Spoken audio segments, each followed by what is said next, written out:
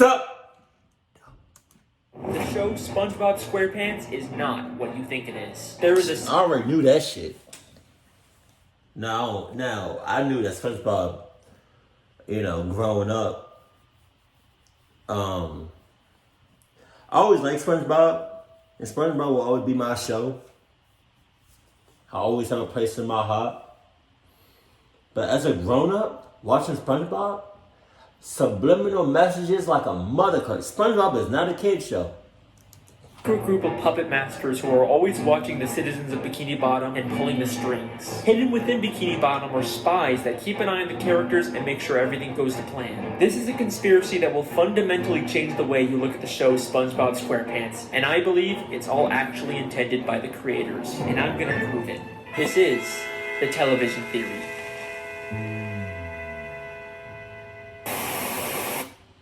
You guys had a great reaction to my Squilliam Fancyson theory, and I had a lot of fun making it. Squilliam, you lying, deceiving bastard! I didn't even realize that! But trust me when I say that what I've discovered this time is much, much bigger. To start this theory, we have to go back to the very beginning of the very first episode of SpongeBob SquarePants. The scene. So God damn, this shit take me back.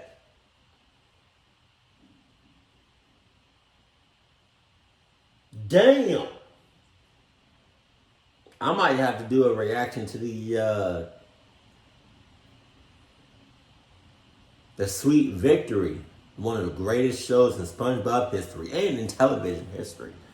If y'all know about Sweet Victory, I got you. I'm gonna get y'all on.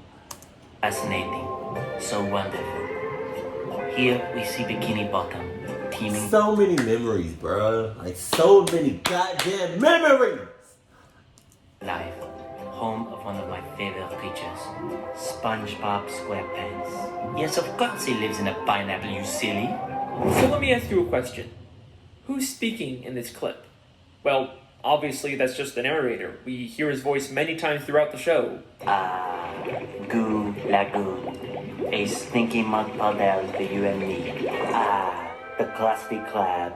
Through these doors pass all the many kinds of undersea life. Pop's boating school, where intelligent students learn the rules of the road. But who exactly is the narrator? Well, he's just the narrator, right? We're not supposed to think about who he is or why we're hearing him. Lots of shows have narrator framing devices we're not supposed to think about. Caillou was amazed that Mommy had made a rainbow, just like in the picture. But there's something different about this narrator. He sounds a lot like he's narrating a nature documentary. Hold on. Give me a second. Go back a little bit. Hold on. Something different about this narrator. He sounds a lot like he's narrating a nature documentary. The ocean. From above, a simple blanket of water. Oh, hourglass. But below, a complex world full of color, life, and wonder. The sea. So fascinating, so wonderful. Here we see Bikini Bottom. Who is this? Live. What if I told you I never understood who this was. he's not just some random disembodied voice? He's an actual character in this universe. Here we are again at the Bikini Bottom boating school. Today is once again the day of SpongeBob's boating school exam. But more importantly, this is the last test for the year. And if SpongeBob does not pass this one, it means another whole year of boarding school! Oh, shit. SpongeBob literally crashes into the fourth wall, and we actually get to see the narrator and the camera he's been filming with. The show SpongeBob SquarePants is not just a cartoon. Everything we see is a part of a nature documentary television show being filmed by scuba divers. And if you're still not convinced, I searched really, really hard and found an old SpongeBob DVD bonus feature that basically confirms everything. Since before time even existed, land-loving scientists have tried to learn the secrets of intelligence. Their studies led them to the sea, where the citizens of one undersea colony demonstrated a genius so enormous, the scientists felt compelled to record their actions for use in teaching mankind how to live better. The name of this miraculous place? Bikini Bottom. Poring over the mass of brainy masterminds scattered about this strange land, the scientists chose 6 Bikini Bottom residents at random to study. As the scientists marveled at the advanced knowledge and superior intellect of these 6 creatures, I went to college! they rolled their cameras and took notes. And now, finally, we can learn all of the things that these smarty pantsuses have to teach us. Life lessons from Bikini Bottom. I don't know how it can get any more clear than that. Now, if you rewatch the show with this new information in mind, some things start to take on a whole new meaning. Throughout the series, there's this weird, unexplained running gag of a human hand interfering with the characters. It's even in the beginning of every episode in the intro for the show. Maybe the filmmakers are doing a bit more than just studying these characters. The hand seems to mostly interfere just to maintain the health and safety of the characters, like treating SpongeBob for the suds. Well, Mr. SquarePants, it seems you have the suds. Are you ready for your treatment? Oh, Hans! Oh, Hans! Oh, ugly!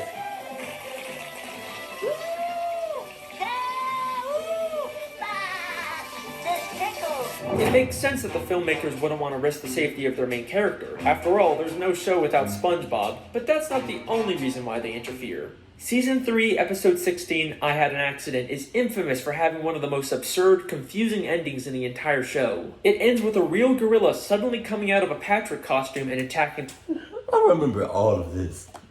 characters. A real gorilla? Huh?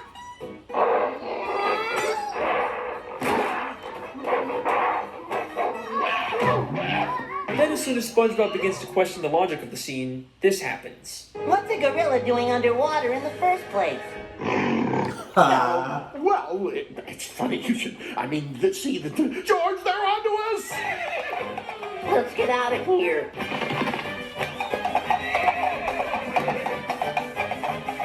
I never understood what that show was about. What that was about. This right here. What just happened. I'm saying, that's the face I had. SpongeBob is a weird show, but this has always stuck out as being just a little too weird. But knowing what we know now, I think I can explain what's going on here. This isn't a real gorilla. Every other land animal we've seen underwater wears a helmet and is drawn in a cartoony style.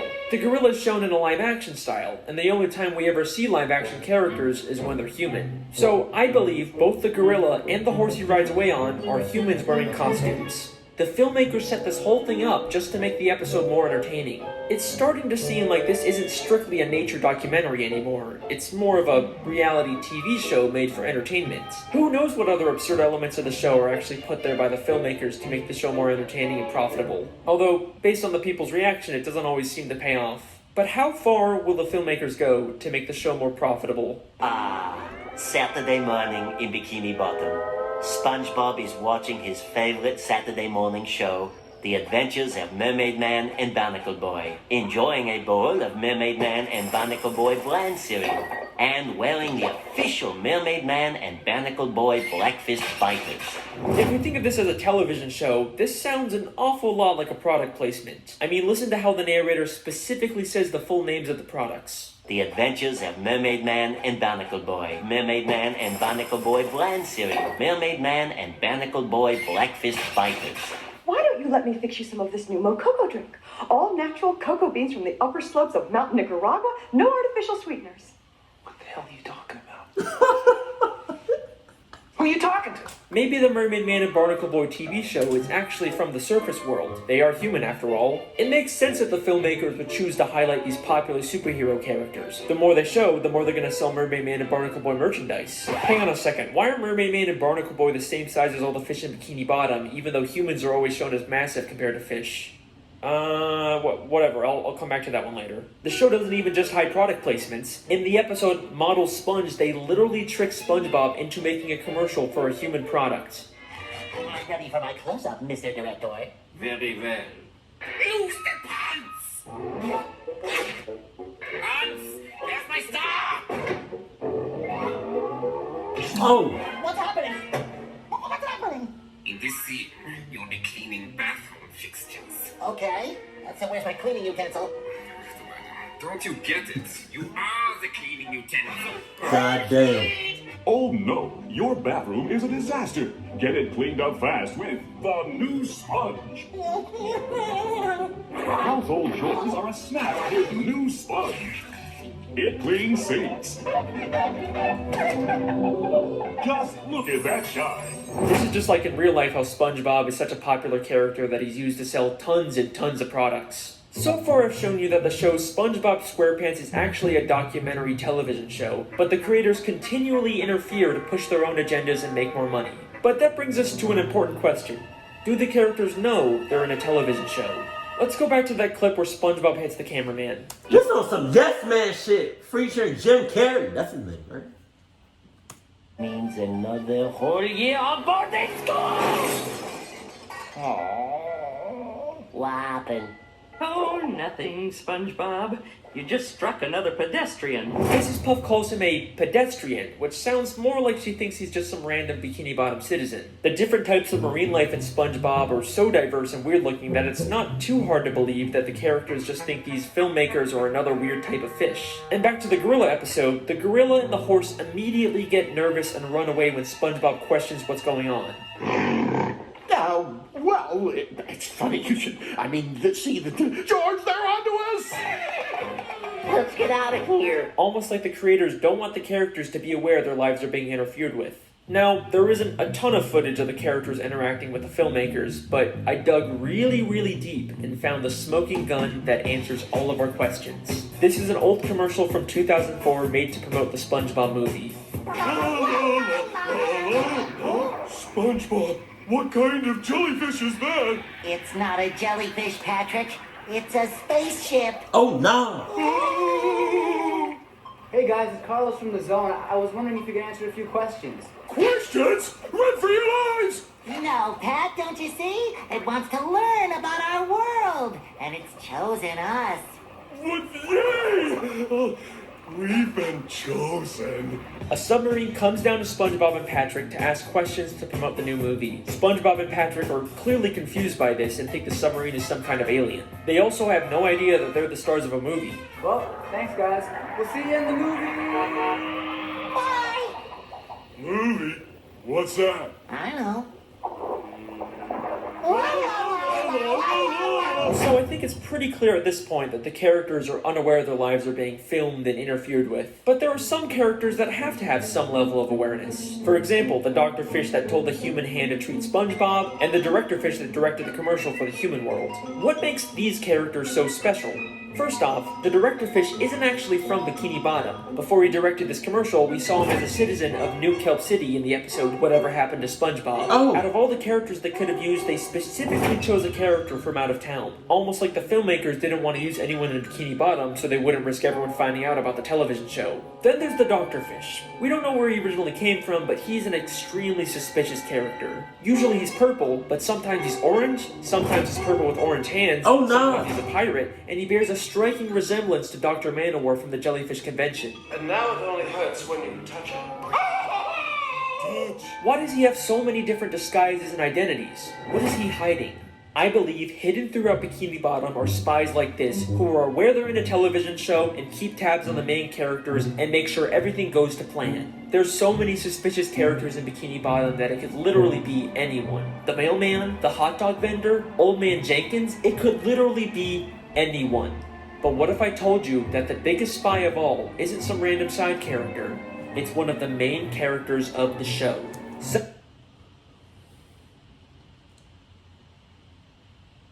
I'm gonna go with Sandy.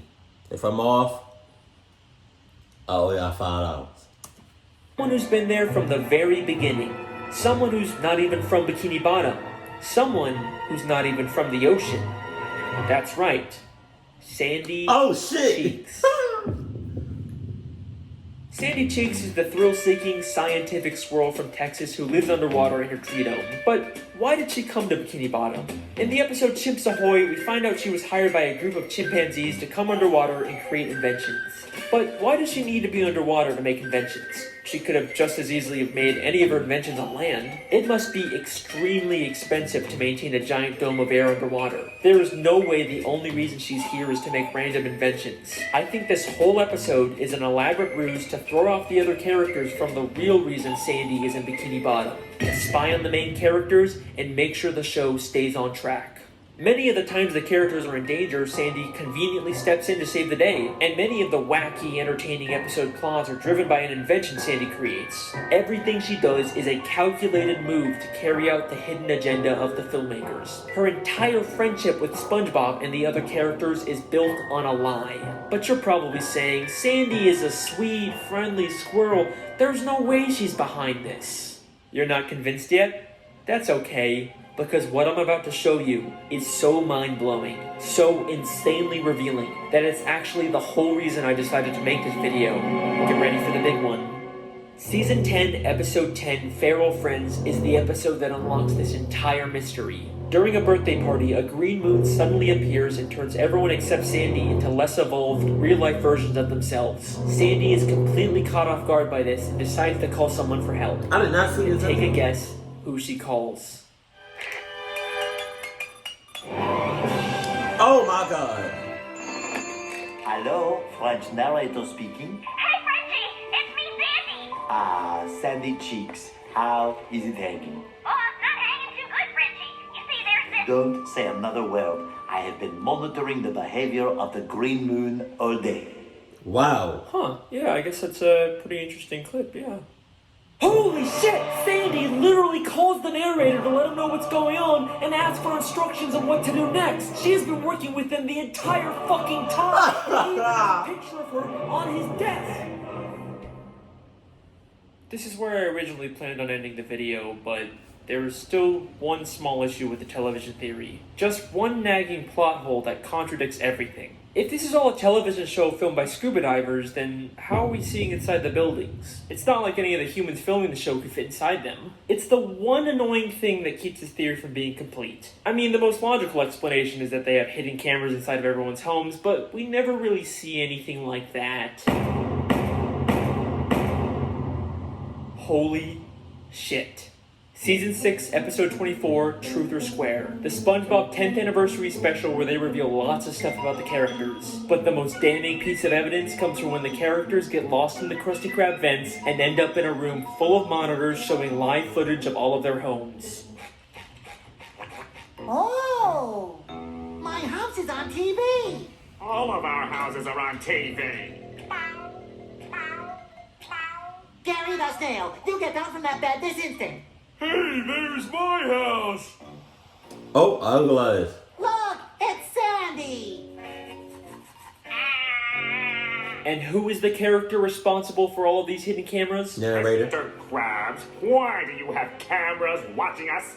Oh, I just want to make sure you all floss after every meal. Thank you, Mr. Krabs. Dental hygiene is very, very important.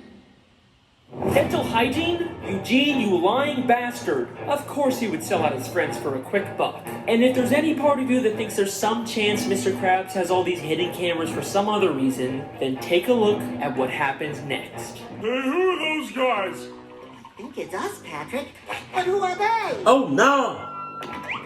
Alright, they're not even trying to hide it anymore. A cameraman and a boom operator have been following around the characters this entire time. And just like the gorilla, as soon as they get seen, they make a run for it. The case is closed. Holy shit. The television theory is something the show has consistently alluded to from the very first episode to the newest episodes. Maybe one day the show will actually directly address it and our characters will discover the real truth about their world. But regardless, that's my theory. I hope you guys enjoyed. Let me know what you think in the comments. Make sure to subscribe if you want to see more. See you next time. Hey, whoa, hang on a second. You thought I forgot about the Mermaid Man and Barnacle Boy thing, didn't ya? Alright, here's a quick bonus theory. Mermaid Man and Barnacle Boy were two superheroes that fought crime underwater and protected the sea from evil. Whether or not they actually did this or was all staged for television isn't clear, but they both spent their lives underwater until they became old and retired. But after spending so much time under the sea, they no longer fit in with human society. Plus, Mermaid Man is clearly dealing with some form of dementia and PTSD from fighting evil. But you can't retire. There's evil afoot. What? Evil?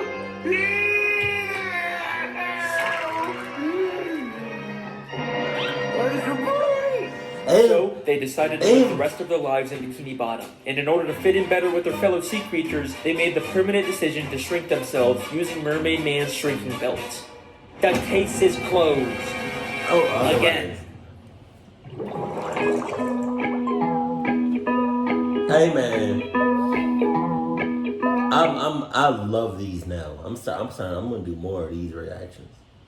I wonder if he did like other shows. I would like for him to do. I don't know what it is about Jimmy Neutron. I just love that show so much. But if he did something on Jimmy Neutron, I would go crazy. But a lot of this stuff makes sense though. I'm not even gonna hold you. No, it's a lot of I forgot. Was it Yes Man? With Jim Carrey? No, Truman Show. Truman Show. There it is. Truman Show. If y'all ever seen that with Jim Carrey, y'all should watch that. Basically what the show is about, or what the movie is about, is he thinks he's living his own life. And he thinks it's just, a regular day. Then he realizes, slowly but surely, that he's on a television show. That's crazy as shit. And that got me thinking, like, what if all of this reality is just, what if it's not really reality? It's just we're all on the show. Or that's just a whole different conversation for a whole different time. Keep it cool, keep it classy, and I love you. Stay happy. My family.